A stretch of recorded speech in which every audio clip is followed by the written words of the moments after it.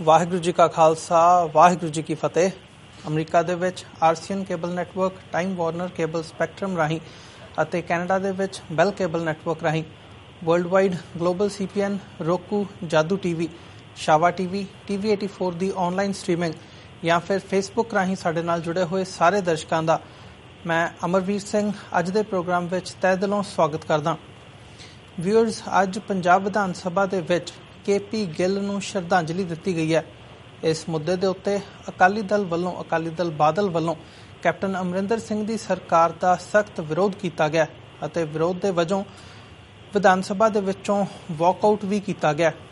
ਜਦਕਿ ਜੇ ਦੂਜੇ ਪਾਸੇ ਨਜ਼ਰ ਮਾਰਨੀ ਹੋਵੇ ਤਾਂ ਲੋਕ ਇਨਸਾਫ ਪਾਰਟੀ ਦੇ ਬੈਂਸ ਭਰਾਵਾਂ ਵੱਲੋਂ ਵੀ ਇਸ ਮੁੱਦੇ ਤੇ ਅਕਾਲੀ ਦਲ ਦਾ ਸਾਥ ਦਿੱਤਾ ਗਿਆ ਤੇ ਭਾਜਪਾ ਅਤੇ ਆਮ ਆਦਮੀ ਪਾਰਟੀ ਨੇ ਚੁੱਪ ਵੱਟੀ ਰੱਖੀ ਹੈ ਇਸ ਸਾਰੇ ਇਸ਼ੂ ਦੇ ਉੱਪਰ। ਜਦੋਂ ਅਸੀਂ ਮਨੁੱਖੀ ਅਧਿਕਾਰਾਂ ਦੀ ਗੱਲ ਕਰਦੇ ਹਾਂ, ਪੰਜਾਬ ਦੇ ਵਿੱਚ ਜਿਹੜੀਆਂ ਅਣਪਛਾਤੀਆਂ ਲਾਸ਼ਾਂ ਦੀ ਗੱਲ ਕਰਦੇ ਹਾਂ ਜਾਂ ਫੇਕ ਇਨਕਾਊਂਟਰਸ ਦੀ ਜਾਲੀ ਝੂਠੇ ਪੁਲਿਸ ਮੁਕਾਬਲਿਆਂ ਦੀ ਗੱਲ ਕਰਦੇ ਹਾਂ ਤਾਂ KP ਗਿੱਲ ਦਾ ਨਾਮ ਉੱਭਰ ਕੇ ਸਾਹਮਣੇ ਆਉਂਦਾ। ਸੋ ਇਹ ਇੱਕ ਵਿਵਾਦਤ ਇਸ਼ੂ ਹੈਗਾ ਤੇ ਇਹ ਸਾਰੇ ਘਟਨਾਕ੍ਰਮ ਨੂੰ ਜਦੋਂ ਅਸੀਂ ਸਿੱਖ ਨੁਕਤਾ ਨਿਗਾਹ ਤੋਂ ਦੇਖਦੇ ਹਾਂ ਤਾਂ ਅੱਜ ਦਾ ਜਿਹੜਾ ਇਹ ਸਾਰਾ ਪੰਜਾਬ ਵਿਧਾਨ ਸਭਾ ਦਾ ਘਟਨਾਕ੍ਰਮ ਹੈ, ਇਹ ਸਿੱਖ ਕੌਮ ਲਈ ਸਿੱਖ ਨੁਕਤਾ ਨਿਗਾਹ ਤੋਂ ਕੀ ਮਾਇਨੇ ਰੱਖਦਾ, ਇਸ ਬਾਰੇ ਅੱਜ ਦੀ ਵਿਚਾਰ ਚਰਚਾ ਦੇ ਵਿੱਚ ਸਾਡੇ ਨਾਲ ਚੰਡੀਗੜ੍ਹ ਤੋਂ ਸਿੱਖ ਇਤਿਹਾਸਕਾਰ doctor Gurdarshan Singh Dhillon phone line ਤੇ ਜੁੜ ਚੁੱਕੇ ਨੇ, ਜਿਨ੍ਹਾਂ ਨਾਲ ਅਸੀਂ ਵੱਖ-ਵੱਖ ਪਹਿਲੂਆਂ ਤੋਂ ਇਸ ਬਾਰੇ ਵਿਚਾਰ ਚਰਚਾ ਕਰਾਂਗੇ। ਆਓ ਅੱਜ ਦੀ ਵਿਚਾਰ ਚਰਚਾ ਦੀ ਸ਼ੁਰੂਆਤ ਕਰਦੇ ਹਾਂ। ਹਾਂਜੀ ਡਾਕਟਰ ਢਿੱਲੋਂ, ਵਾਹਿਗੁਰੂ ਜੀ ਕਾ ਖਾਲਸਾ ਵਾਹਿਗੁਰੂ ਜੀ ਕੀ ਫਤਿਹ। ਵਾਹਿਗੁਰੂ ਜੀ ਕਾ ਖਾਲਸਾ ਵਾਹਿਗੁਰੂ ਜੀ ਕੀ ਫਤਿਹ ਜੀ। ਡਾਕਟਰ ਢਿੱਲੋਂ, ਤੁਹਾਡਾ ਸਵਾਗਤ ਹੈ ਜੀ ਅੱਜ ਦੇ ਪ੍ਰੋਗਰਾਮ ਦੇ ਵਿੱਚ। ਮਿਹਰਬਾਨੀ ਜੀ, ਬਹੁਤ-ਬਹੁਤ ਧੰਨਵਾਦ ਤੁਹਾਡਾ। ਡਾਕਟਰ ਢਿੱਲੋਂ, ਸਾਰਿਆਂ ਤੋਂ ਪਹਿਲਾਂ ਮੈਂ ਜਿਹੜਾ ਇਹ KP ਗਿੱਲ ਨੂੰ ਸ਼ਰਧਾਂਜਲੀ ਦਿੱਤੀ ਗਈ ਹੈ ਪੰਜਾਬ ਵਿਧਾਨ ਸਭਾ ਦੇ ਵਿੱਚ, ਇਹਦੇ ਤੇ ਤੁਹਾਡਾ ਕੀ ਵਿਚਾਰ ਹੈਗਾ ਤੇ ਨਾਲ ਹੀ ਨਾਲ ਜਿਹੜਾ ਕੈਪਟਨ ਸਰਕਾਰ ਦਾ ਨੇ ਇਹਦੇ ਤੇ ਸਟੈਂਡ ਲਿਆ ਵੀ KP ਗਿੱਲ ਨੂੰ ਆਊਟ ਆਫ ਦ ਵੇ ਜਾ ਕੇ ਜਿਹੜੀ ਸ਼ਰਧਾਂਜਲੀ ਦਿੱਤੀ ਗਈ ਹੈ ਤੇ ਅਕਾਲੀ ਦਲ ਬਾਦਲ ਵੱਲੋਂ ਜਿਹੜਾ ਇਹਦਾ ਵਿਰੋਧ ਕੀਤਾ ਗਿਆ, ਇਹਨਾਂ ਦੋਵਾਂ ਪਾਰਟੀਆਂ ਦੇ ਸਟੈਂਡ ਨੂੰ ਤੁਸੀਂ ਇਸ ਮੁੱਦੇ ਤੇ ਕਿਵੇਂ ਦੇਖਦੇ ਹੋ, ਇਸ ਬਾਰੇ ਕੀ ਕਹਿਣਾ ਚਾਹੋਗੇ? ਦੇਖੋ, ਇਹ ਬੜੀ ਮੰਦਭਾਗੀ ਗੱਲ ਆ। ਕੈਪਟਨ ਅਮਰਿੰਦਰ ਸਿੰਘ ਨੇ ਇਸ ਕਿਸਮ ਦੀਆਂ ਹਰਕਤਾਂ ਕਰ ਰਿਹਾ। ਜਦੋਂ ਦਾ ਚੀਫ ਮਿਨਿਸਟਰ ਬਣਿਆ, ਪਹਿਲਾਂ ਤਾਂ ਬੁੱਕੇ ਲੈ ਕੇ ਗਿਆ KPS ਗਿੱਲ ਦੇ ਘਰੇ, ਉਸਨੂੰ ਬੁੱਕੇ ਆਫਰ ਕੀਤਾ। ਫਿਰ ਉਸ ਤੋਂ ਬਾਅਦ ਪੰਜਾਬ ਸਰਕਾਰ ਦੇ ਸਰਕਾਰੀ ਖਰਚ ਦੇ ਉੱਤੇ ਇੱਕ ਡਿਸਪੈਂਸਰੀ ਵਾਲੀ ਵੈਨ ਉਸਦੇ ਘਰ ਦੇ ਅੱਗੇ ਖੜੀ ਕਰ ਦਿੱਤੀ, ਜਿਹੜੀ ਬਿਲਕੁਲ ਅਨਲਾਫੁਲ ਸੀ ਦਿੱਲੀ ਦੇ ਵਿੱਚ ਤੁਸੀਂ ਜੀ। ਫਿਰ ਉਸ ਤੋਂ ਬਾਅਦ ਇਸ ਨੇ ਉਸ ਦੇ ਭੋਗ ਦੇ ਉੱਤੇ ਗਿਆ ਔਰ ਉਸ ਨੂੰ ਬੜੀ ਵੱਡੀ ਸ਼ਰਧਾਂਜਲੀ ਪੇਸ਼ ਕੀਤੀ। ਇਹ ਸਾਰੀਆਂ ਗੱਲਾਂ ਔਰ ਅੱਜ ਦਾ ਜਿਹੜਾ ਇਹ ਰੈਜ਼ੋਲੂਸ਼ਨ ਪਾਸ ਕੀਤਾ ਉਸਦੇ ਸੋਗ ਮਤੇ ਦੇ ਉੱਤੇ, ਇਹ ਇੱਕ ਸਿੱਖਾਂ ਦੇ ਜ਼ਖਮਾਂ ਦੇ ਉੱਤੇ ਨੂਣ ਛਿੜਕਣ ਵਾਲੀ ਗੱਲ ਆ ਜੀ। ਹੀ ਵਾਜ਼ ਏ ਬੁੱਚਰ, ਉਹ ਬੁੱਚਰ ਸੀ। ਬੇਗੁਨਾਹ ਨੌਜਵਾਨ ਬੱਚਿਆਂ ਦਾ ਉਸਨੇ ਕਤਲ ਕਰਵਾਇਆ ਔਰ ਉਸ ਕਤਲ ਦੇ ਉੱਤੇ ਉਸਨੇ ਸ਼ਰਾਬਾਂ ਪੀ ਕੇ ਭੰਗੜੇ ਪਾਏ ਲਾਸ਼ਾਂ ਦੇ ਉੱਤੇ ਔਰ ਇਸ ਕਿਸਮ ਦੀਆਂ ਹਰਕਤਾਂ ਕੀਤੀਆਂ ਜਿਹੜੀਆਂ ਮੈਂ ਤੁਹਾਨੂੰ ਬਿਆਨ ਨਹੀਂ ਕਰ ਸਕਦਾ। ਨੌਜਵਾਨ ਲੜਕੀਆਂ ਨੂੰ ਪਿੰਡਾਂ ਦੇ ਵਿੱਚੋਂ ਲਿਆ ਕੇ ਉਸਨੇ ਰੇਪ ਕੀਤਾ ਪਬਲਿਕਲੀ। ਮਤਲਬ ਇਸ ਕਿਸਮ ਦੀਆਂ ਹਰਕਤਾਂ ਉਸ ਬੰਦੇ ਦੇ ਨਾਂ ਨਾਲ ਜੁੜੀਆਂ ਔਰ ਉਸੇ ਕਰਕੇ ਇੱਕ IAS ਆਫਿਸਰ ਜਿਹੜੀ ਰੂਪਨ ਦਿਓਲ ਬਜਾਜ ਸੀ, ਉਸ ਨਾਲ ਛੇੜਖਾਨੀ ਕੀਤੀ ਸ਼ਰਾਬ ਪੀ ਕੇ ਇੱਕ ਪਾਰਟੀ ਦੇ ਵਿੱਚ, ਜਿਹੜੀ ਕਿ ਐਡੀਸ਼ਨਲ ਚੀਫ ਸੈਕਟਰੀ ਦੇ ਘਰੇ ਪਾਰਟੀ ਹੋ ਰਹੀ ਸੀ। ਉਸ ਦੇ ਵਿੱਚ ਉਸਨੇ ਸ਼ਰੇਆਮ ਛੇੜਖਾਨੀ ਕੀਤੀ ਔਰ ਕੇਸ ਚੱਲਿਆ ਔਰ ਉਸ ਦੇ ਵਿੱਚੋਂ ਕਨਵਿਕਟ ਹੋਇਆ। ਔਰ ਮੈਂ ਤੁਹਾਨੂੰ ਇੱਥੇ ਦੱਸਣਾ ਚਾਹੁੰਦਾ ਕਿ ਜਿਸ ਦਿਨ ਉਸ ਦੀ ਕਨਵਿਕਸ਼ਨ ਹੋਈ, ਮੈਂ ਇੱਕ ਲੈਟਰ ਟੂ ਦੀ ਐਡੀਟਰ ਬੜਾ ਵੱਡਾ ਇੰਗਲਿਸ਼ ਟ੍ਰਿਬਿਊਨ ਦੇ ਵਿੱਚ ਲਿਖਿਆ ਸੀ, ਵੈਲ ਡਿਜ਼ਰਵਡ ਵਰਡਿਕਟ। ਵਰਨਾ ਇਸ ਕਿਸਮ ਦੀ ਹਮਾਕਤ ਇਸ ਸੂਬੇ ਵਿੱਚ ਹੋ ਰਹੀ ਹੈ, ਉਹ ਸ਼ੁਰੂ ਤੋਂ, ਹੁਣ ਤੋਂ ਨਹੀਂ ਸ਼ੁਰੂ ਤੋਂ, ਕਿ ਉਸ ਵੇਲੇ ਸਰਦਾਰ ਸ਼ੰਕਰ ਰੇ ਜਿਹੜਾ ਗਵਰਨਰ ਸੀ ਪੰਜਾਬ ਦਾ, ਜਿਹੜਾ ਬਹੁਤ ਕਰੂਲ ਆਦਮੀ ਸੀ, ਜਿਸਨੇ ਬੰਗਾਲ ਦੇ ਵਿੱਚ ਬੜੀ ਕਰੂਅਲਟੀ ਕੀਤੀ ਸੀ ਔਰ ਉਸ ਦੇ ਮੂੰਹ ਦੇ ਉੱਤੇ ਲੋਕਾਂ ਨੇ ਥੁੱਕਿਆ ਸੀ, ਤਾਂ ਉਸ ਬੰਦੇ ਨੂੰ ਇੱਥੇ ਗਵਰਨਰ ਲਗਾਇਆ ਗਿਆ ਸੀ ਪੰਜਾਬ ਦੇ ਵਿੱਚ ਤਾਂ ਕਿ ਹਰ ਕਿਸਮ ਦੀ ਕਰੂਅਲਟੀ ਜਿਹੜੀ ਆ ਉਸਨੂੰ ਜਸਟੀਫਾਈ ਕੀਤਾ ਜਾ ਸਕੇ।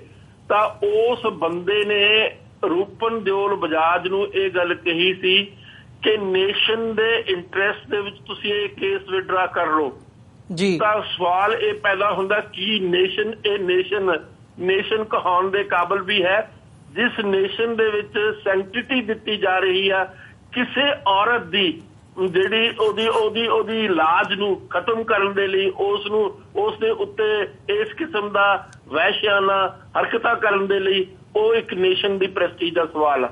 ਤੋ ਇਸ ਕਿਸਮ ਦਾ ਇਹ ਇਨਸਾਨ ਸੀ ਔਰ ਮੈਂ ਤਾਂ ਸਮਝਦਾ ਵੀ ਇਸ ਦੇ ਉੱਤੇ ਥੁੱਕਣਾ ਚਾਹੀਦਾ, ਇਹਦੀ ਲਾਸ਼ ਦੇ ਉੱਤੇ ਇਸ ਦੀ ਜਿੰਨੀ ਬੇਇੱਜ਼ਤੀ ਹੋ ਸਕੇ ਉਸ ਬੰਦੇ ਦੀ ਬੇਇੱਜ਼ਤੀ ਕਰਨੀ ਚਾਹੀਦੀ ਹੈ। ਇਸ ਕੌਮ ਜਿਹੜੀ ਆਪਣੇ ਆਪ ਨੂੰ ਨੇਸ਼ਨ ਕਹਿੰਦੀ ਹੈ ਇਹ ਸ਼ਰਮਨਾਕ ਕਰਦੀ ਹੈ ਇਨਸਾਨੀਅਤ ਦੀਆਂ ਜਿਹੜੀਆਂ ਉੱਚੀਆਂ ਕਦਰਾਂ ਕੀਮਤਾਂ। ਜੀ ਡਾਕਟਰ ਢਿੱਲੋਂ ਜਿਹੜੀ ਸਾਰੀ ਅਮਰਿੰਦਰ ਸਿੰਘ ਦੀ ਹਰਕਤ ਆ ਸਿੱਧੀ ਤੇ ਸਿੱਧੀ ਮੋਦੀ ਨੂੰ ਖੁਸ਼ ਕਰਨ ਦੀ, RSS ਵਾਲਿਆਂ ਨੂੰ, ਹਿੰਦੂਤਵਾ ਵਾਲਿਆਂ ਨੂੰ ਖੁਸ਼ ਕਰਨ ਦੀ ਇੱਕ ਹਰਕਤ ਆ ਕਿ ਮੈਂ ਹਰ ਕੀਮਤ ਦੇ ਉੱਤੇ ਉਹਨਾਂ ਨੂੰ ਖੁਸ਼ ਕਰਨਾ, ਕਿਉਂਕਿ ਇਸ ਦੇ ਮੁੰਡੇ ਨੇ ਅਰਬਾਂ ਰੁਪਈਆ ਬਾਹਰ ਬੈਂਕਾਂ ਦੇ ਵਿੱਚ ਜਮ੍ਹਾਂ ਕਰਾਇਆ ਹੋਇਆ ਔਰ ਆਪ ਤੇ ਇਸ ਦੇ ਨਾਲ ਦੇ ਚਹੇਤੇ ਵੀ ਇਸ ਕਿਸਮ ਦੀਆਂ ਕਰਪਸ਼ਨ ਦੀਆਂ ਹਰਕਤਾਂ ਸ਼ੁਰੂ ਕਰ ਦਿੱਤੀਆਂ ਇਹਨੇ ਪੰਜਾਬ ਦੇ ਵਿੱਚ। ਜੀ ਡਾਕਟਰ ਢਿੱਲੋਂ, ਜਿਹੜਾ ਇਹ ਕੈਪਟਨ ਅਮਰਿੰਦਰ ਸਿੰਘ ਸਰਕਾਰ ਦਾ ਕਦਮ ਹੈਗਾ, ਕੀ ਇਹ ਪੰਜਾਬ ਦੇ ਵਿੱਚ ਜਿਹੜੇ ਫੇਕ ਐਨਕਾਊਂਟਰਸ ਹੋਏ ਆ ਜਾਂ ਐਨਫੋਰਸਡ ਡਿਸਅਪੀਅਰੈਂਸਸ ਹੋਈਆਂ ਨੇ ਤੇ ਹੋਰ ਜਿਹੜੇ ਇਨਹਿਊਮਨ ਟਾਰਚਰਸ ਦੀ ਸਾਰੀ ਦਾਸਤਾਨ ਹੈਗੀ ਹੈ, ਕੀ ਇਹ ਕਦਮ ਉਸ ਸਾਰੇ ਵਰਤਾਰੇ ਨੂੰ ਜਸਟੀਫਾਈ ਕਰਦਾ? ਇਹ ਦੇਖੋ ਜੀ, ਇਹ ਜਸਟੀਫਾਈ ਕਰਨ ਦੀ ਕੋਸ਼ਿਸ਼ ਕਰਦਾ, ਜਸਟੀਫਾਈ ਹੋ ਨਹੀਂ ਸਕਦਾ। ਹਰ ਇਨਸਾਨ ਜਿਹੜਾ ਇਸ ਕਿਸਮ ਦੀਆਂ ਬੇਹੁਰਤੀਆਂ ਗੱਲਾਂ ਕਰਦਾ, ਇਸ ਕਿਸਮ ਦੀਆਂ ਇਨਸਾਨੀਅਤ ਤੋਂ ਗਿਰੀਆਂ ਗੱਲਾਂ ਕਰਦਾ, ਉਹ ਬਾਰ ਆਫ ਹਿਸਟਰੀ ਦੇ ਅੱਗੇ ਖੜਾ ਹੋਏਗਾ। ਕਿਸੇ ਦਿਨ ਇਤਿਹਾਸ ਅਨਫੋਲਡ ਹੋਏਗਾ। ਜਿਸ ਕਿਸਮ ਦੀਆਂ ਗੈਰ ਮਨੁੱਖੀ ਹਰਕਤਾਂ ਇਸ ਬੰਦੇ ਨੇ ਪੰਜਾਬ ਦੇ ਵਿੱਚ ਕਰਾਈਆਂ, ਔਰ ਮੈਂ ਤੁਹਾਨੂੰ ਇੱਥੇ ਦੱਸਣਾ ਚਾਹੁੰਦਾ ਤੁਹਾਡੇ ਸਰੋਤਿਆਂ ਨੂੰ ਤੁਹਾਡੇ ਰਾਹੀਂ ਕਿ ਇਹ ਤਾਂ ਇੱਕ ਮੋਹਰਾ ਸੀ। He was a face of the Punjab police in actual practice. OP Sharma ਜਿਹੜਾ ਸੀ ਇੱਕ ਹੋਰ DGP ਸੀ ਪੰਜਾਬ ਦਾ, ਜਿਹੜਾ ਚੁੱਪ ਰਹਿੰਦਾ ਸੀ, ਜਿਹੜਾ ਕੋਈ ਬੋਲਦਾ ਵੀ ਨਹੀਂ ਸੀ, ਉਹ ਲਿਸਟਾਂ ਦਿੰਦਾ ਸੀ।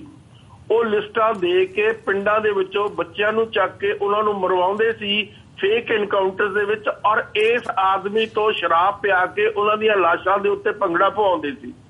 ਇਹ ਤਾਂ ਮਤਲਬ ਇਸ ਕਿਸਮ ਦਾ ਘਿਰਿਆ ਹੋਇਆ ਇਨਸਾਨ ਸੀ ਜਿਸ ਨੂੰ ਬਿਆਨ ਨਹੀਂ ਕੀਤਾ ਜਾ ਸਕਦਾ। ਸਿੱਖ ਇਤਿਹਾਸ ਦੇ ਵਿੱਚ ਜਿਨ੍ਹਾਂ ਬੰਦਿਆਂ ਨੇ ਸਿੱਖਾਂ ਦੇ ਉੱਤੇ ਜ਼ੁਲਮ ਕੀਤਾ, ਮੈਂ ਸਮਝਦਾ ਇਹ ਸਭ ਤੋਂ ਵੱਡਾ ਜ਼ਾਲਮ ਸੀ। ਇਸ ਬੰਦੇ ਦੀ ਕੋਈ ਮੋਰੈਲਿਟੀ ਨਹੀਂ, ਇਸ ਬੰਦੇ ਦੇ ਕੋਈ ਐਥਿਕਸ ਨਹੀਂ। ਮੇਰੀ ਕੁਝ ਲੋਕਾਂ ਤਾਈ ਵਾਕਫੀਤਾ ਜਿਨ੍ਹਾਂ ਨੇ ਮੈਨੂੰ ਐਸੀਆਂ ਗੱਲਾਂ ਦੱਸੀਆਂ ਜਿਹੜੀਆਂ ਮੈਂ ਤੁਹਾਨੂੰ TV ਦੇ ਉੱਤੇ ਬਿਆਨ ਨਹੀਂ ਕਰ ਸਕਦਾ। ਇਸ ਬੰਦੇ ਨੇ ਇਸ ਕਿਸਮ ਦੀਆਂ ਗੈਰ ਮਨੁੱਖੀ ਆਪਣੇ ਚਰਿੱਤਰਹੀਨ ਇਸ ਕਿਸਮ ਦੇ ਕਦਮ ਕੀਤੇ ਆ ਪੰਜਾਬ ਦੇ ਵਿੱਚ। ਲੜਕੀਆਂ ਨੂੰ ਪਿੰਡਾਂ ਦੇ ਵਿੱਚੋਂ ਉਠਾ ਕੇ ਵੀ ਤੁਹਾਨੂੰ ਅਸੀਂ ਨੌਕਰੀਆਂ ਦੇਣੀਆਂ, ਔਰ ਉਹਨਾਂ ਨੂੰ ਬੜੇ ਜਿਹੜੇ BSF ਦਾ ਜਿਹੜਾ ਉੱਥੇ ਜਲੰਧਰ ਦੇ ਵਿੱਚ ਬਹੁਤ ਬੜਾ ਉੱਥੇ ਉਹਨਾਂ ਦਾ ਰੈਸਟ ਹਾਊਸ ਆ, ਉਸ ਦੇ ਵਿੱਚ ਲਿਜਾ ਕੇ ਇਸ ਬੰਦੇ ਨੇ ਐਸੀਆਂ ਗੈਰ ਕਾਨੂੰਨੀ ਔਰ ਇਨਸਾਨੀਅਤ ਤੋਂ ਗਿਰੀਆਂ ਹੋਈਆਂ ਹਰਕਤਾਂ ਕੀਤੀਆਂ ਜਿਨ੍ਹਾਂ ਨੂੰ ਕੰਨ ਸੁਣ ਨਹੀਂ ਸਕਦੇ, ਜ਼ਬਾਨ ਕਹਿ ਨਹੀਂ ਸਕਦੀ। ਜੀ ਇਹ ਬੰਦਾ ਹੀਰੋ ਆ ਇੰਡੀਅਨ ਨੇਸ਼ਨ ਤੋਂ। ਇੰਡੀਅਨ ਨੇਸ਼ਨ ਨੂੰ ਸ਼ਰਮ ਆਉਣੀ ਚਾਹੀਦੀ ਹੈ ਕਿਸ ਕਿਸਮ ਦੀ ਇਹ ਨੇਸ਼ਨ ਹੈ ਜਿਹਦੀਆਂ ਕੋਈ ਇਨਸਾਨੀ ਕਦਰਾਂ ਕੀਮਤਾਂ ਹੀ ਨਹੀਂ ਹੈ। ਜੀ ਡਾਕਟਰ ਢਿੱਲੋਂ, ਜੇ ਅਸੀਂ ਅਕਾਲੀ ਦਲ ਬਾਦਲ ਦੀ ਗੱਲ ਕਰੀਏ ਤਾਂ ਪਿਛਲੇ ਸਮੇਂ 'ਚ ਜੇ ਨਜ਼ਰ ਮਾਰੀਏ ਤਾਂ ਬਾਦਲ ਪਰਿਵਾਰ ਦੇ ਪ੍ਰਕਾਸ਼ ਸਿੰਘ ਬਾਦਲ ਦੇ ਵੀ ਜਿਹੜੇ ਸਬੰਧ ਹੈਗੇ ਆ ਉਹ ਕਿਤੇ ਨਾ ਕਿਤੇ KP ਗਿੱਲ ਦੇ ਨਾਲ ਜਾ ਕੇ ਜੁੜਦੇ ਆ। ਪਰ ਅੱਜ ਜਦੋਂ ਵਿਧਾਨ ਸਭਾ ਦੇ ਵਿੱਚ ਇਹ ਸਾਰਾ ਘਟਨਾਕ੍ਰਮ ਹੋਇਆ ਤੇ ਸ਼ਰਧਾਂਜਲੀ ਦਿੱਤੀ ਗਈ ਹੈ ਤਾਂ ਅਕਾਲੀ ਦਲ ਬਾਦਲ ਵੱਲੋਂ ਬਾਈਕਾਟ ਕੀਤਾ ਗਿਆ ਤੇ ਵਾਕਆਊਟ ਕੀਤਾ ਗਿਆ, ਵਿਰੋਧ ਦੀ ਜਿਹੜੀ ਲਾਈਨ ਹੈ ਉਹ ਲਈ ਗਈ ਹੈ। ਸੋ ਇਸ ਕਦਮ ਨੂੰ, ਅਕਾਲੀ ਦਲ ਦੇ ਸਟੈਂਡ ਨੂੰ ਤੁਸੀਂ ਕਿਵੇਂ ਦੇਖਦੇ ਹੋ? ਦੇਖੋ, ਬਾਦਲ ਜਿਹੜਾ ਇੱਕ ਕ੍ਰੋਕੋਡਾਈਲ ਟੀਅਰਸ ਆ, ਉਹਦੇ ਮਗਰਮੱਛ ਦੇ ਆਂਸੂ ਆ। ਸੁਖਬੀਰ ਬਾਦਲ ਨੇ ਜਦੋਂ 10 ਸਾਲ ਪਹਿਲਾਂ ਸਰਕਾਰ ਬਣੀ ਸੀ ਪੰਜਾਬ ਦੇ ਵਿੱਚ ਅਕਾਲੀਆਂ ਦੀ, 5 ਮਿੰਟਾਂ ਵਿੱਚ ਸੁਮੇਧ ਸਿੰਘ ਸੈਣੀ ਨੂੰ ਪੰਜਾਬ ਦਾ DGP ਬਣਾਤਾ ਸੀ। ਹੁਣ ਸੁਮੇਧ ਸਿੰਘ ਸੈਣੀ ਕੌਣ ਆ? ਉਹ ਇਸੇ ਕਿਸਮ ਦਾ ਜ਼ਾਲਮ ਪੁਲਿਸ ਆਫੀਸਰ ਜਿਸ ਕਿਸਮ ਦਾ KPS ਗਿੱਲ, ਜਿਸ ਕਿਸਮ ਦੀਆਂ ਗੈਰ ਮਨੁੱਖੀ ਹਰਕਤਾਂ KPS ਗਿੱਲ ਨੇ ਕੀਤੀਆਂ, ਉਸੇ ਕਿਸਮ ਦੀਆਂ ਗੈਰ ਮਨੁੱਖੀ ਹਰਕਤਾਂ ਸੁਮੇਧ ਸਿੰਘ ਸੈਣੀ ਨੇ ਕੀਤੀਆਂ। ਸੈਂਕੜਿਆਂ ਦੀ ਤਾਦਾਦ ਦੇ ਵਿੱਚ ਬੇਗੁਨਾਹ ਨੌਜਵਾਨ ਸਿੱਖਾਂ ਨੂੰ ਉਸਨੇ ਕਤਲ ਕੀਤਾ। ਤੋ ਉਸ ਆਦਮੀ ਨੂੰ ਪੰਜਾਬ ਦਾ DGP ਬਣਾ ਦੇਣਾ, ਇਹ ਗੱਲ ਕਿਸ ਗੱਲ ਦੀ ਗਵਾਹੀ ਦੇ ਰਿਹਾ? ਪ੍ਰਕਾਸ਼ ਸਿੰਘ ਬਾਦਲ ਦੀ ਆਤਮਾ ਦੇ ਉੱਤੇ ਇਸ ਗੱਲ ਦਾ ਬੋਝ ਚਾਹੀਦਾ ਕਿ ਉਸਨੇ ਵੀ ਜੋ ਕੁਝ ਕੀਤਾ ਉਹ ਘੱਟ ਨਹੀਂ ਕੀਤਾ। ਔਰ ਮੈਂ ਹੋਰ ਦੱਸਦਾ, ਇਸ ਦੀ ਇੱਕ ਬਾਇਓਗ੍ਰਾਫੀ ਲਿਖੀ ਹੈ ਇੱਕ ਹਿੰਦੂ ਆਥਰ ਨੇ, ਉਸ ਬਾਇਓਗ੍ਰਾਫੀ ਦੇ ਵਿੱਚ ਉਸ ਨੇ ਕਲੀਅਰ ਕੱਟ ਲਿਖਿਆ ਵੀ KPS ਗਿੱਲ ਦਾ ਦੇ ਫਾਦਰ ਦਾ ਜਿਹੜਾ ਮਕਾਨ ਆ ਤੇ ਪ੍ਰਕਾਸ਼ ਸਿੰਘ ਬਾਦਲ ਦਾ ਜਿਹੜਾ ਮਕਾਨ ਆ ਸੈਕਟਰ 9 ਦੇ ਵਿੱਚ ਉਹਨਾਂ ਦੀ ਦੀਵਾਰ ਸਾਂਝੀ ਆ। ਔਰ ਇਹ ਦੋਨੇ ਜਾਣੇ ਪ੍ਰਕਾਸ਼ ਸਿੰਘ ਬਾਦਲ KPS ਗਿੱਲ ਦੇ ਕੋਲ ਬੈਠ ਕੇ ਉਸ ਦੇ ਨਾਲ ਸਲਾਹ ਮਸ਼ਵਰੇ ਕਰਦਾ ਹੁੰਦਾ ਸੀ। ਇਹ ਮੈਂ ਨਹੀਂ ਕਹਿ ਰਿਹਾ, ਇਹ ਜਿਹੜੀ ਬਾਇਓਗ੍ਰਾਫੀ ਸੁਪਰ ਕੌਪ ਉਸ ਦਾ ਟਾਈਟਲ ਆ ਕਿਤਾਬ ਦਾ, ਔਰ ਉਹ ਇੱਕ ਹਿੰਦੂ ਆਥਰ ਮੈਨੂੰ ਉਸ ਦਾ ਨਾਮ ਭੁੱਲ ਗਿਆ, ਉਸ ਦੀ ਲਿਖੀ ਹੋਈ ਕਿਤਾਬ ਆ। ਉਸਨੇ ਉਸ ਕਿਤਾਬ ਦੇ ਵਿੱਚ ਸਾਰੀ ਡਿਟੇਲ ਮੈਂਸ਼ਨ ਕੀਤੀ ਆ ਵੀ KPS ਗਿੱਲ ਦੇ ਤੇ ਪ੍ਰਕਾਸ਼ ਸਿੰਘ ਬਾਦਲ ਦੇ ਬਹੁਤ ਨਜ਼ਦੀਕੀ ਰਿਲੇਸ਼ਨ ਸੀਗੇ।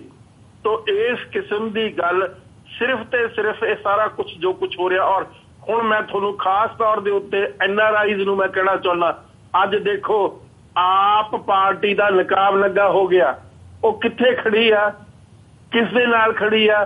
ਕੀ ਉਹਨਾਂ ਨੂੰ ਸ਼ਰਮ ਨਹੀਂ ਆਉਂਦੀ ਕਿ ਉੱਥੇ ਤੁਸੀਂ ਬੈਠੇ ਰਹੇ ਔਰ ਤੁਸੀਂ ਘੱਟ ਤੋਂ ਘੱਟ ਬਾਈਕਾਟ ਨਹੀਂ ਕਰ ਸਕੇ, ਘੱਟ ਤੋਂ ਘੱਟ ਤੁਸੀਂ ਬਾਹਰ ਨਹੀਂ ਨਿਕਲ ਸਕੇ? ਬੈਂਸ ਬ੍ਰਦਰਜ਼ ਨੇ ਬਿਲਕੁਲ ਵਧੀਆ ਪ੍ਰੋਟੈਸਟ ਕੀਤਾ, ਮੈਂ ਉਹਨਾਂ ਦੀ ਰਿਸਪੈਕਟ ਕਰਦਾ ਔਰ ਉਹਨਾਂ ਨੇ ਠੀਕ ਕਦਮ ਕੀਤਾ। ਲੇਕਿਨ ਆਮ ਪਾਰਟੀ ਜਿਹੜੀ ਹੈਗੀ ਆਮ ਆਦਮੀ ਪਾਰਟੀ, ਜਿਸ ਦਾ HS ਫੂਲਕਾ ਜਿਹੜਾ ਕਹਿੰਦਾ ਮੈਂ ਤਾਂ ਬੜੇ ਹਿਊਮਨ ਰਾਈਟਸ ਦੇ ਬੜੇ ਕੇਸ ਲੜਿਆ, ਉਹਦਾ ਨਕਾਬ ਨੰਗਾ ਹੋ ਗਿਆ, ਉਹ ਨੰਗਾ ਹੋ ਗਿਆ ਸਭ ਦੇ ਸਾਹਮਣੇ। ਅੱਜ ਮੈਂ ਉਹਨਾਂ NRIs ਨੂੰ ਪੁੱਛਣਾ ਚਾਹੁੰਦਾ ਜਿਨ੍ਹਾਂ ਨੇ ਆਪਣੇ ਤਨੋਂ ਆਮ ਪਾਰਟੀ ਦੀ ਹਰ ਕੀਮਤ ਦੇ ਉੱਤੇ ਸਪੋਰਟ ਕੀਤੀ, ਅੱਜ ਉਹ ਦੇਖ ਲੈਣ ਕਿੱਥੇ ਖੜੀ ਹੈ ਆਮ ਪਾਰਟੀ। ਜੀ ਬਿਲਕੁਲ, ਜਿੱਥੇ HS ਫੂਲਕਾ ਦੀ ਗੱਲ ਕਰਦੇ ਆ ਤਾਂ ਉਹ ਪੰਜਾਬ ਵਿਧਾਨ ਸਭਾ ਦੇ ਵਿੱਚ ਵਿਰੋਧੀ ਧਿਰ ਦੇ ਨੇਤਾ ਹੈਗੇ ਆ ਤੇ ਵਿਰੋਧੀ ਧਿਰ ਦੇ ਨੇਤਾ ਵੱਲੋਂ ਮਨੁੱਖੀ ਅਧਿਕਾਰਾਂ ਦੇ ਇੱਕ ਸੈਂਸਿਟਿਵ ਇਸ਼ੂ ਦੇ ਉੱਪਰ ਚੁੱਪੀ ਵੱਟ ਕੇ ਬੈਠੇ ਰਹਿਣਾ, ਇਹ ਬੜੇ ਹੀ ਜਿਹੜੇ ਚਿੰਤਾਜਨਕ ਸਵਾਲ ਨੇ ਉਹਨਾਂ ਨੂੰ ਖੜਾ ਕਰਦਾ। ਸੋ ਆਮ ਆਦਮੀ ਪਾਰਟੀ ਦੇ ਰੋਲ ਬਾਰੇ ਜਿਵੇਂ ਤੁਸੀਂ ਗੱਲ ਕਰਦੇ ਹੋ, ਅਸੀਂ ਵੀ ਉਮੀਦ ਕਰਦੇ ਹਾਂ ਕਿ ਜਿਹੜੇ ਸਾਡੇ ਦਰਸ਼ਕ ਹੈਗੇ ਆ ਉਹ ਜ਼ਰੂਰ ਇਹਦੇ ਤੇ ਨਜ਼ਰਸਾਨੀ ਕਰਨਗੇ ਕਿ ਆਮ ਆਦਮੀ ਪਾਰਟੀ ਦਾ ਸਾਰੇ ਦੇ ਵਿੱਚ ਕੀ ਰੋਲ ਹੈਗਾ।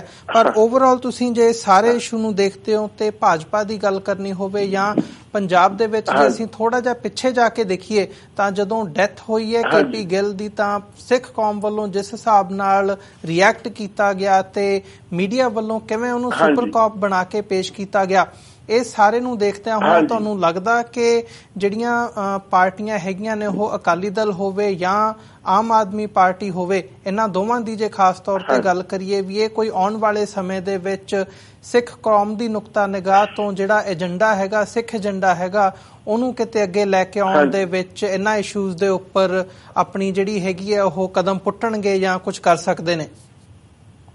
ਇਹ ਸਾਰੇ ਪੰਜਾਬ ਦੇ ਦੁਸ਼ਮਣ ਆ, ਸਿੱਖਾਂ ਦੇ ਦੁਸ਼ਮਣ ਆ, ਸਿੱਖੀ ਦੇ ਦੁਸ਼ਮਣ ਆ, ਚਾਹੇ BJP ਆ, ਚਾਹੇ ਆਮ ਪਾਰਟੀ ਕੇਜਰੀਵਾਲ ਵਾਲੀ ਪਾਰਟੀ ਆ, ਚਾਹੇ ਜਿਹੜਾ ਸ਼੍ਰੋਮਣੀ ਅਕਾਲੀ ਦਲ ਜਿਹੜਾ ਕਹਿੰਦਾ ਮੈਂ ਬਾਦਲ ਦੀ ਪਾਰਟੀ ਆ, ਇਹਨਾਂ ਦੀਆਂ ਇਹ ਸਾਰੇ, ਔਰ ਕਾਂਗਰਸ ਤਾਂ ਹੈ ਹੀ ਸਿੱਖਾਂ ਦੀ ਦੁਸ਼ਮਣ।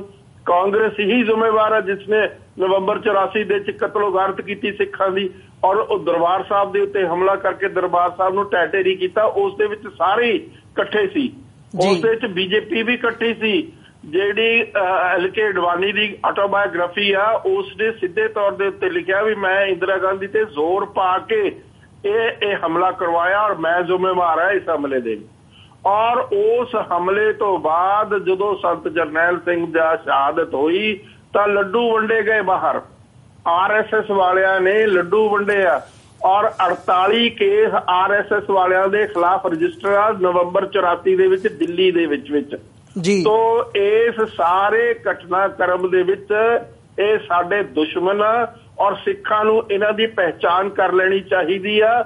ਮੈਂ ਤਾਂ ਬਹੁਤ ਚਲਾ ਕੇ ਆਪਣਾ ਸਾਰਾ ਜ਼ੋਰ ਲਾ ਕੇ ਸਾਰੇ ਦੁਨੀਆ ਦੇ ਸਿੱਖਾਂ ਨੂੰ ਅਪੀਲ ਕਰਦਾ ਰਿਹਾ ਕਿ ਆਪਣੀ ਕੋਈ ਪੰਥਕ ਪਾਰਟੀ ਬਣਾਓ ਜਿਹੜੀ ਤੁਹਾਡੀ ਰਹਿਨੁਮਾਈ ਕਰ ਸਕੇ, ਤੁਹਾਡੀ ਆਵਾਜ਼ ਬੁਲੰਦ ਕਰ ਸਕੇ। ਪਰ ਸਿੱਖ ਇੰਨੇ ਭੋਲੇ ਆ ਕਿ ਉਹ ਕਿਸੇ ਆਪਣੇ ਇਮੋਸ਼ਨਸ ਦੇ ਨਾਲ ਕਿਸੇ ਦੇ ਮਾਹੌਲ 'ਚ ਪੈ ਜਾਂਦੇ ਆ। ਮੈਂ ਆਮ ਪਾਰਟੀ ਦੀ ਮੁਖਾਲਫਤ ਕੀਤੀ ਔਰ ਮੈਨੂੰ ਬੜੇ ਗਾਲਾਂ ਕੱਢੀਆਂ ਗਈਆਂ NRIs ਵੱਲੋਂ। ਮੇਰੇ ਰੇਡੀਓ ਦੇ ਉੱਤੇ ਜਿਹੜੇ ਟਾਕ ਆਉਂਦੇ ਸੀ ਉਹਨਾਂ ਦੀਆਂ ਲਾਈਨਾਂ ਕੱਟ ਦਿੱਤੀਆਂ ਗਈਆਂ।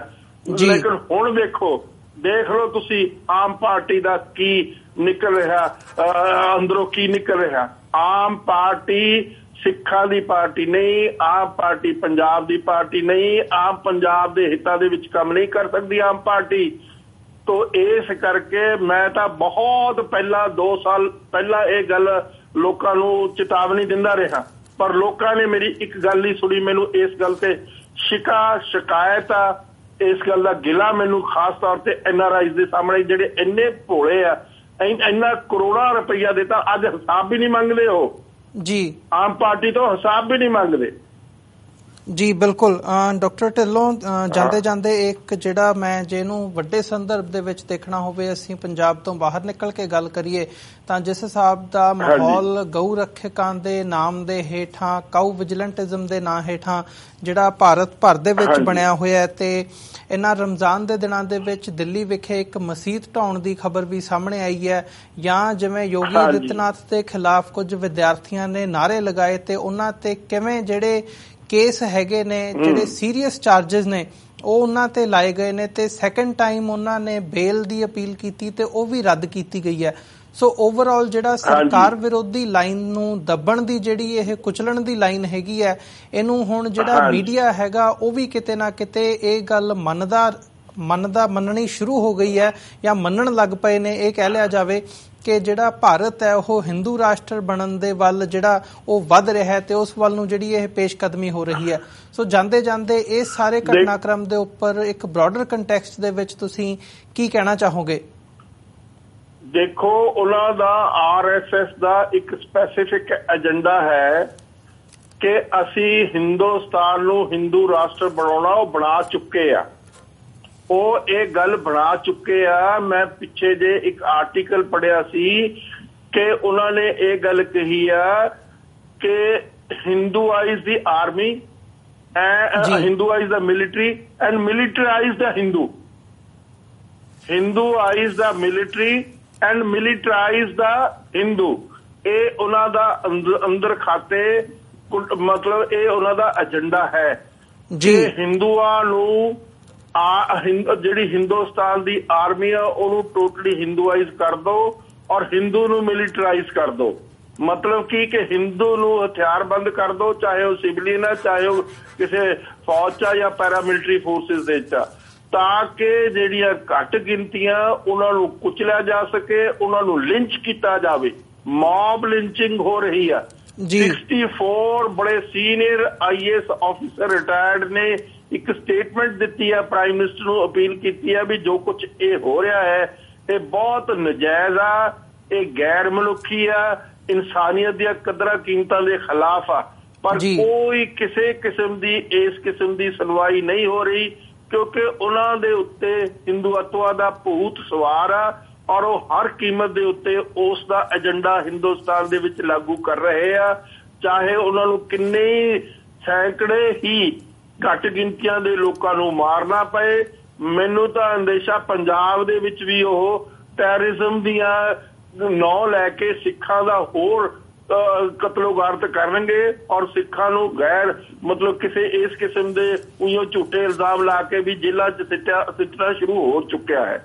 ਔਰ ਅਮਰਿੰਦਰ ਸਿੰਘ ਇਹਨਾਂ ਦਾ ਸਭ ਤੋਂ ਵੱਡਾ ਮੋਹਰਾ ਪੰਜਾਬ ਦੇ ਵਿੱਚ। ਤੋਂ ਇਸ ਕਰਕੇ ਸਾਨੂੰ ਕੋਈ ਉਮੀਦ ਨਹੀਂ, ਨਾ ਤਾਂ ਆਮ ਪਾਰਟੀ ਤੋਂ ਉਮੀਦ ਆ, ਨਾ ਬਾਦਲ ਪਰਿਵਾਰ ਤੋਂ ਉਮੀਦ ਆ, ਨਾ ਅਮਰਿੰਦਰ ਸਿੰਘ ਤੋਂ ਉਮੀਦ ਆ। ਮੈਂ ਤਾਂ ਇਹੀ ਬਾਰ-ਬਾਰ ਚਿੱਲਾ ਕੇ ਕਹਿਣਾ ਕਿ ਸਿੱਖਾਂ ਨੂੰ ਪੰਜਾਬ ਦੇ ਵਿੱਚ ਇੱਕ ਸਿੱਖ ਪਾਰਟੀ ਬਣਾਉਣੀ ਚਾਹੀਦੀ ਆ ਔਰ ਉਸ ਦੇ ਵਿੱਚ ਸੁਹਿਰਦ ਸਿੱਖ ਇਕੱਠੇ ਹੋਣੇ ਚਾਹੀਦੇ ਆ, ਜਿਹੜੇ ਸਿੱਖੀ ਦਾ ਸਮਰਪਿਤ ਹੋਣ, ਪੰਜਾਬ ਨਾਲ ਸਮਰਪਿਤ ਹੋਣ, ਸਿੱਖ ਧਰਮ ਦੇ ਨਾਲ ਸਮਰਪਿਤ ਹੋਣ। ਉਸ ਦੇ ਨਾਲ ਅਸੀਂ ਆਪਣੇ ਧਰਮ ਦੀ ਪ੍ਰੋਟੈਕਸ਼ਨ ਕਰ ਸਕੀਏ, ਆਪਣੇ ਆਪ ਨੂੰ ਬਚਾ ਸਕੀਏ। ਜੀ ਮੈਂ ਕਹਿਣਾ ਚਾਹੁੰਦਾ ਤੁਹਾਡੇ ਰਾਹੀਂ ਤੁਹਾਡੇ ਸਰੋਤਿਆਂ ਨੂੰ। ਜੀ ਬਿਲਕੁਲ ਡਾਕਟਰ ਢਿੱਲੋਂ, ਤੁਹਾਡਾ ਬਹੁਤ-ਬਹੁਤ ਧੰਨਵਾਦ। ਇਹਨਾਂ ਦੋਵਾਂ ਇਸ਼ੂਜ਼ ਦੇ ਉੱਪਰ ਤੁਸੀਂ ਵਿਚਾਰਾਂ ਦੀ ਜਿਹੜੀ ਸਾਂਝ ਪਾਈ ਹੈ ਤੇ ਆਪਣਾ ਸਮਾਂ ਕੱਢਿਆ ਸਾਡੇ ਦਰਸ਼ਕਾਂ ਦੇ ਲਈ ਤੇ ਸਾਡੇ ਲਈ। ਅਸੀਂ ਅੱਜ ਦੇ ਸ਼ੋਅ ਵਿੱਚ ਤੁਹਾਡੇ ਕੋਲੋਂ ਡਾਕਟਰ ਢਿੱਲੋਂ ਇੱਥੇ ਹੀ ਇਜਾਜ਼ਤ ਚਾਹਾਂਗੇ। ਬਹੁਤ-ਬਹੁਤ ਧੰਨਵਾਦ ਜੀ ਤੁਹਾਡਾ। ਵਾਹਿਗੁਰੂ ਜੀ ਕਾ ਖਾਲਸਾ, ਵਾਹਿਗੁਰੂ ਜੀ ਕੀ ਫਤਿਹ ਜੀ।